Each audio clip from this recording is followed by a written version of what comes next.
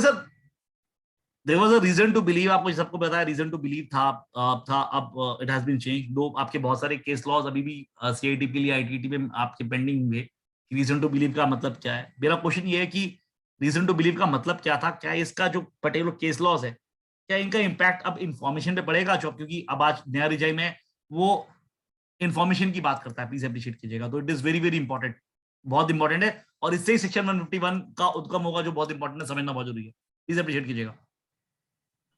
तो 2017 में there was judgment, Delhi High Court का जजमेंट आया था साब investor limited versus SSCIT 398 ITR 198 Delhi High Court. उन्होंने कुछ गाइडलाइंस डाली थी, वो गाइडलाइंस क्या थी सब प्लीज नोट कर ले। उन्होंने बोला था while communicating the reasons for reopening the assessment, the copy of standard form used by the AO for obtaining the approval of superior officer should be itself be provided to the SC. This should contain the comment or endorsement of the superior officer with his name, designation, and date. In other words, barely stating that the reason of a letter addressed by the AO to the SC is to be avoided. Normally आप देखोगे जितने भी notice मिलते हैं, जितनी भी चीजें मिलती हैं, तो ऐसे केस के अंदर हमेशा ये बात लिखी होती है कि भैया आप केस में हमेशा ऐसे लिखा होता है कि भैया मैंने प्रॉपर अप्रूवल ले लिया है फ्रॉम द कंप्लीट अथॉरिटी। वो कंप्लीट अथॉरिटी क्या है, कैसे दिया, क्या फॉर्मेट था, never it has been given with us. The reason to believe out to spell out the all the reason and grounds available with the AO for reopening the assessment, specially in the those cases where the first proviso to section 147 is retracted. The reason to believe ought to have also paraphrased any investigation report.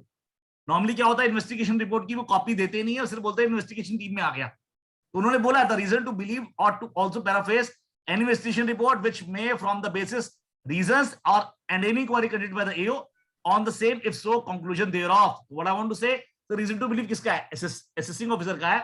तो not only आपको investigation report देनी है, पर साथ के साथ आपको reasons भी बताने हैं, इंक्वायरी भी कंडक्ट करने हैं कि भैया उसका कंक्लूजन क्या था।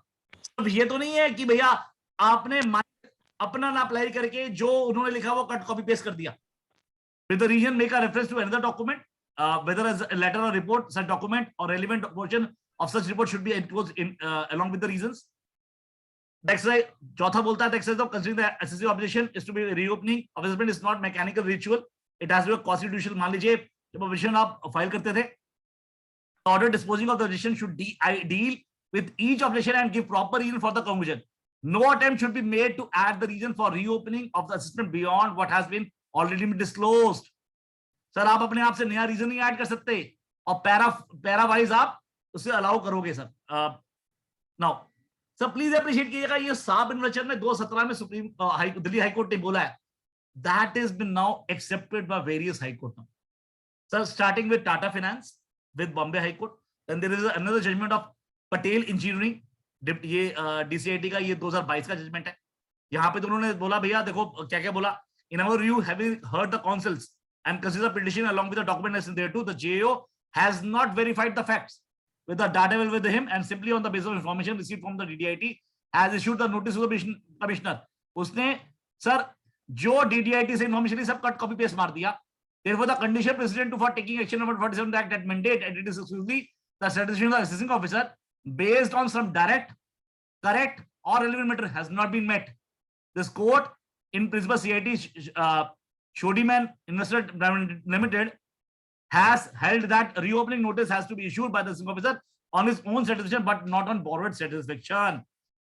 Sir, again, sir, साब इन्वेस्टर की बात भी इन्होंने करी है that inform that we have find out no reasons revenue has not against DDIT informed received by them. To that extent, the revenue there was the breach of the order Delhi High Court is saab iन्वेस्टर. We also noticed that the order was a petition of opposition. Assessing officer has relied upon very judgment to which copies have not been provided. पर अब देखिए वो कह रहा भैया आपने objection को dispose of किया, पर जितनी जजमेंट आप बता रहे हो वो तो पता ही नहीं आपने कौन सी जजमेंट है। आपने सीधा बोल दिया कि भैया कुछ जजमेंट हमारे इस तरह से बोल रही है। तो अगर आपको सामने वाले को ये बात डील करना है कि भैया आपकी जजमेंट आप कौन सी यूज कर रहे हो, तो उसको डिस्टिंग्विश करने के लिए आप मौका तो दोगे। तो if we add that there is also a breach of principle natural justice on the part of assessing officer who as a constitutional authority had an obligation to adhere strictly to the principle of natural justice. Same बात held by the सर कटर High Court. Again उन्होंने बोला साब investor को आपको upheld करना बहुत जरूरी है। तो देखिए सब कुछ उन्होंने लिख दिया, जो सेम बात जो उन्होंने उसकी बोली थी सारी कॉपी मार दी। अब अप्रिशिएट कीजिएगा, क्वेश्चन मेरा ये है कि क्या 148A के अंदर अब वो इंफॉर्मेशन की बात करता है इस इन केस लॉ का कि नए असेसमेंट रिजाइम पे क्या कोई एप्लीकेबिलिटी है? To be answer is yes. तो हमारे पास बहुत सारे केस लॉ, बहुत सारे केसेस लोगों ने रेफर किए हैं after getting 148A D order और 148 और उसके बाद दिए। पर प्लीज अप्रिशिएट कीजिएगा सर, इस तरह की कोई भी इंफॉर्मेशन लोगों ने वहां पे नहीं मांगी है। आपको उसी टाइम पे मांगना चाहिए था कि भैया आपके पास इंफॉर्मेशन क्या है, आपके पास जो अप्रूवल है, क्योंकि प्लीज अप्रिशिएट करें there was approval of approving authority also. तो अप्रूवल किस तरह से दिया है अथॉरिटी ने के अंदर, अथॉरिटी ने क्या क्या देखा है, उसने एप्लीकेशन ऑफ माइंड क्या क्या किया है। मैं क्लियर हूं आपको सर? क्या डिस्पोजल सही हुआ है या नहीं हुआ? ये सारे चीजें आपको नोटिस करनी जरूरी थी, जो मेरे हिसाब से काफी लोगों ने सर ना तो आर्ग्यू किया और ना यूज किया। तो मेरा पर्सनल मानना है अगर आपने नहीं किया, आगे इन चीजों का ध्यान रखें और साब मिनिस्टर जजमेंट का पूरा पूरा पॉइंट पे लगेगा, इस इंफॉर्मेशन वाले पॉइंट पे भी। तो ना केवल आपने सर दूसरी इंफॉर्मेशन मांगनी है जिस इंफॉर्मेशन रिलाई अपॉन कर रहे हैं, और प्लीज नोट कर लें इंफॉर्मेशन कौन सी होनी चाहिए।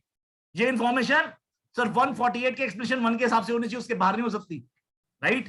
तो अगर 2021 का है तो दो चीजें, that audit objection and reimbursement policy.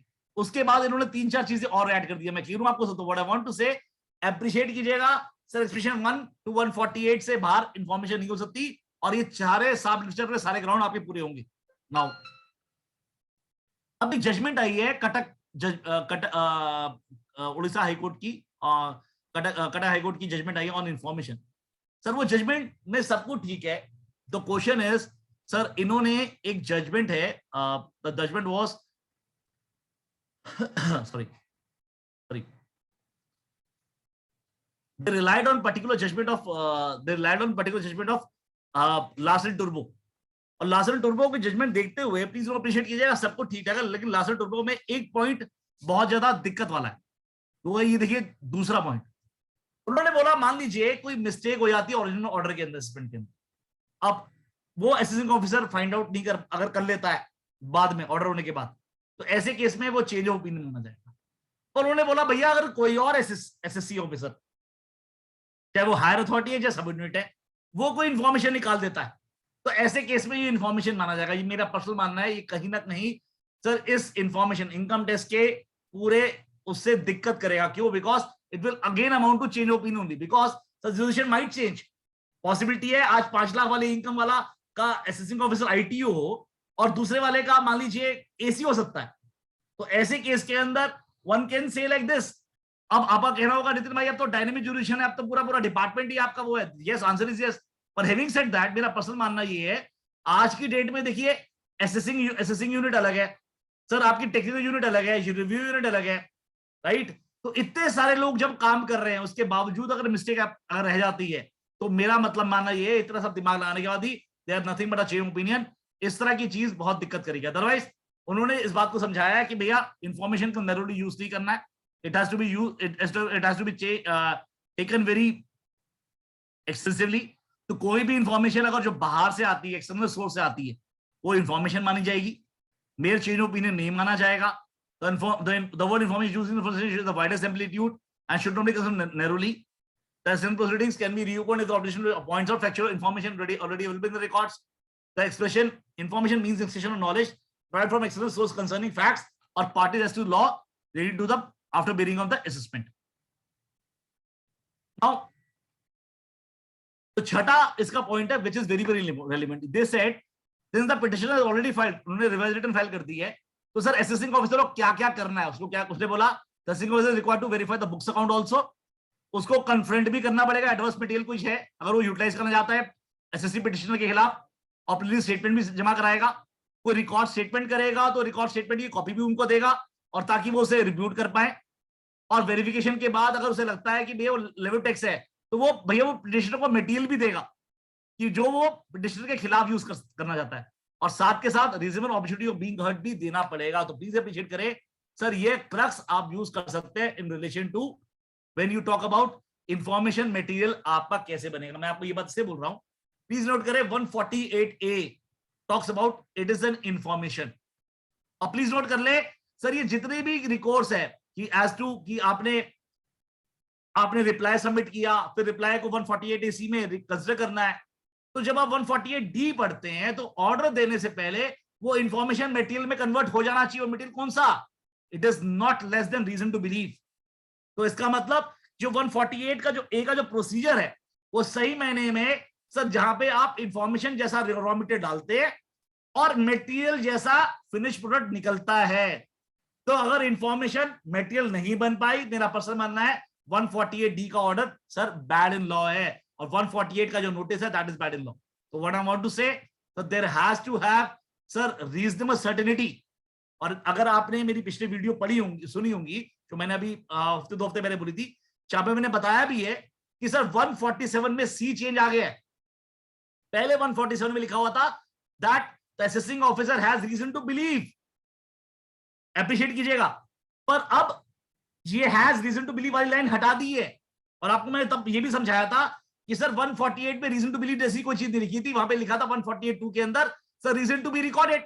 अब वो reason to be recorded reason कौन से हो सकते हैं? रीजन टू सस्पेक्ट या रीजन टू बिलीव, वो आप अंडरलाइन करते थे 147 से। अब क्योंकि हैज रीजन टू बिलीव अब उड़ चुका है, तो इसका मतलब डिफैक्टो फैक्चुअली प्रूव होना चाहिए 147 के अंदर कि भैया ये इनकम एस्केपमेंट हो गई है। अगर आप पिन पॉइंट नहीं कर पाओगे तो मेरा पर्सनल मानना है 147 हैज बिकम नैरोअर, अब वो वाइडर नहीं हुआ है। मेरे हिसाब से इनकम टैक्स में असेसमेंट करनी बहुत मुश्किल हो जाएगी। सर आप बस आखिरी पॉइंट है, फिर मैं अपनी वाणी को विराम करूंगा। एक मिनट दी भैया।